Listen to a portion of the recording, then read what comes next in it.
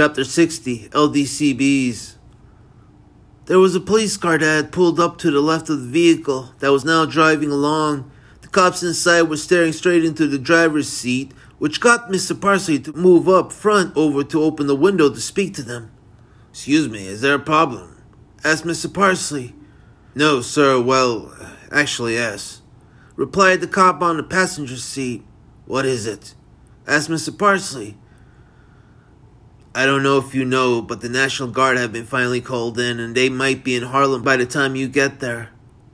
So soon? How did they manage to mobilize the National Guard so it should have taken days to... And then Mr. Parsley had a moment to himself as his eyes began scanning side to side, reading whatever lines his thoughts were feeding him. "Understood. Thank you, Officer Ridley." The Bulls then stopped for a left turn at the next light as the van continued driving onward.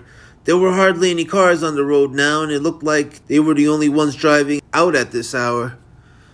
"It's been a hell of a night, hasn't it, Michael?" said Mr. Parsley amusingly. "Go fuck yourself."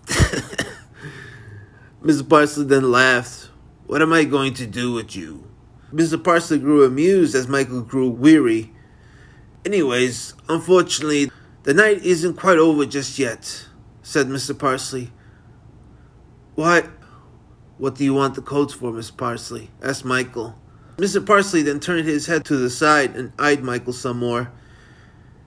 "If you want me to help, I gotta know I'm not going to end up being responsible for killing a whole bunch of people. Do you understand? I don't want that shit in my life," expressed Michael as he glared out a bit at Mr. Parsley. Mr. Parsley now continued eyeing Michael from the side, but then grew a reassuring smile and said, "Michael, do you really think we'd be interested in setting that bomb off as Mr. Dorian wills to do? I mean, what benefit will there be in that? We're men of the state." Blew up Michael judgmentally. "And you can entertain the stereotype of us being corrupt government officials all you want. But simply put, you don't bite the hand that feeds you. If we were to pull such acts of terrorism, we'd be targeted men by the U.S. state. And even on a business standpoint, what benefit would there be in that? That would have to be the stupidest move men like us could make." Michael didn't believe him, but then again, he also didn't know what to believe. "Trust me, son. We might have motives you won't get, but we're not the bad guys here." "Understood?" Michael didn't respond to the grinning man. Instead, he began to remember a particular story about them, the oubliettes, and their dealings that Michael had heard in prison. Back in the early 70s, there used to be another black gang similar to the Black Jesus Army called the Long Dick and Commie Bastards, and... Yes, you heard that correctly. Supposedly, the story was they were originally part of the Black Panthers, but after people like Mr. Dorian at the Pentagon decided to start assassinating every black leader they could get their hands on in the 60s, the group splintered off and turned red out of spite. But unlike what the Black Panthers stood for, these men and women weren't just about protecting their people, they wanted war. They were the anti-establishment types located in the heart of Harlem that wanted to wage war with America, and in the name of their newly found beliefs in Marxism and their image was something that you could expect from a group like that. Godly, enormous Angela Davis afros, red leather jackets and jumpsuits and pants, uncapped, thick-ass nightshades, while chomping down some foot-long Cuban cigars. And simply just angry looking, well, covered head to toe with bullet straps. Plus, they had a lingo nobody could understand since they had decided to learn Russian and mix it in with jive talk. "Das Vidanya, you jive-ass tookie." As anti-American as you could possibly imagine any lot getting. Well, maybe Michael was exaggerating a bit. "No, I'm not. This shit is for real now. I was around in the city in the 70s. I remember them." But anyways, to make a long story short, the oubliettes had then decided to step in to see if they could do business with them. No one knows exactly what the deal was, but sometime later, a lot of important people started popping up dead all over Manhattan, stuffed in dumpsters and freezers, been whacked, like some mob would do. But it definitely couldn't have been the mob that did it. These were the type of people no one would dare try to touch. The type of people that had a lot of friends in high places that might then decide to seek revenge by coming after you and your family and your friends family, and you get the point. Whatever the deal was couldn't have been good for the LDCBs, since they were the only outfit that would have been crazy enough to try such a thing, going after such people that were so off limits. Everyone in the city figured it had to have been them, and it had to be one of the oubliettes' affairs. Although since the oubliettes are so untouchable too, and supposedly don't exist, who do you think got the dirty end of the stick? Yeah, that's right. The LDCBs. For until this very day, no one has heard and seen of the 58 men and women strong, long-dicking commies since. And not only that, but public records of them supposedly then started disappearing too.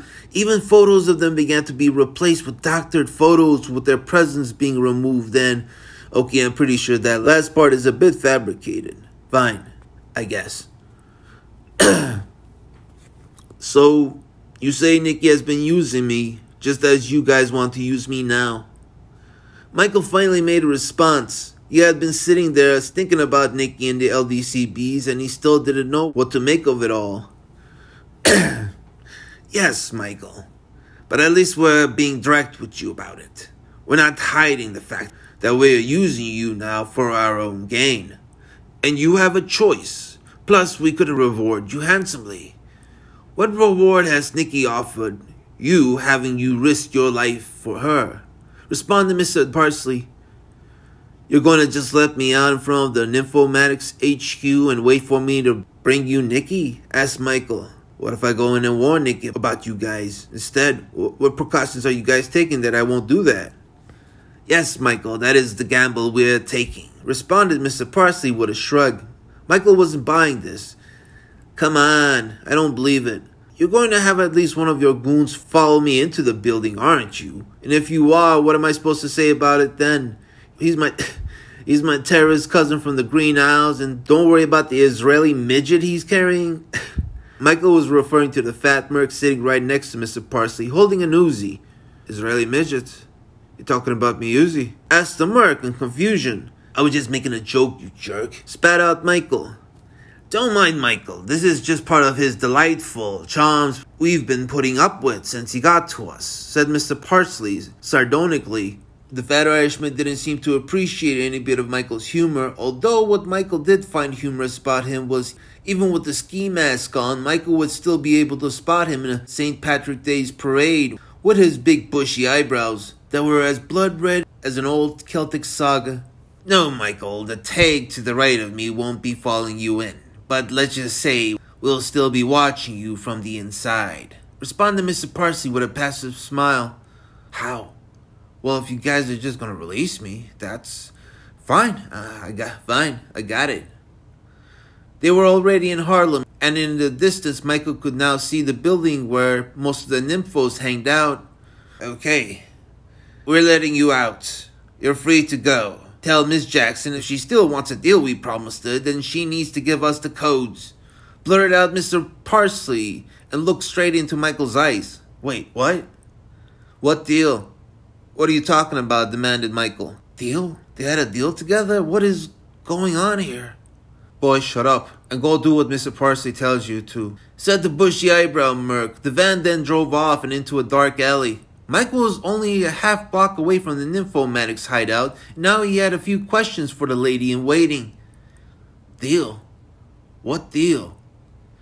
It seemed the harder Michael tried to deny Nikki's open involvement with this mess, the more enraged he felt for the fact that she was coked out of her mind, a shell of a woman or not. And to think for a split second there on the elevator, I thought we were safe from all this mess. Michael sighed for the fleeting moment he had with her then, when he thought they had won. Fleeting moments. More fleeting moments in my life. More fucking fleeting moments. Full of nothing of value. I mean, shit. Ladies and gentlemen, I present to you more empty, shallow moments full of empty, shallow promises. Everything is empty. Everything. Nothing I do ends up mattering, for it's all empty and shallow and meaningless. Empty and shallow and meaningless. Empty and shallow and meaningless. Empty and shallow. Empty and shallow. Empty and Michael felt his midst shaking again, almost erupting as whatever demonic entity that had taken residency in them began demanding to be let loose. How many more men have you worn that devilishly red dress for, lady? Did you blow Mr. Dorian too? Or Angel Eyes? Or Tony? Or Gabe? Michael's mind was now clusterfucked again, as he found himself unable to get the image of Nikki killing and blowing hundreds and hundreds of men out. Control it! Control it! I don't want to head into the nympho building and with these feelings and end up attacking them for no reason. Remembering his good old rosary, which had been doing some of its own special magic on him, Michael reached into his pocket, pulled it out, and began doing a number on it. Very OCD-like. Kissed the crucifix 5 times and started rubbing it against his forehead, then bit down hard on his bottom lip as he began to taste a trace of blood, then spat the blood in his mouth onto the cross, then thought, what the fuck am I doing? So, this is how true madness starts, huh? Michael was then about to put the bloody thing away, but then kissed it one last time and felt a little relieved. Shit, I've seriously lost it, haven't I? Why do I keep doing this? But then thought, at least it's still doing the trick and keeping me from truly letting it all out. Thank God.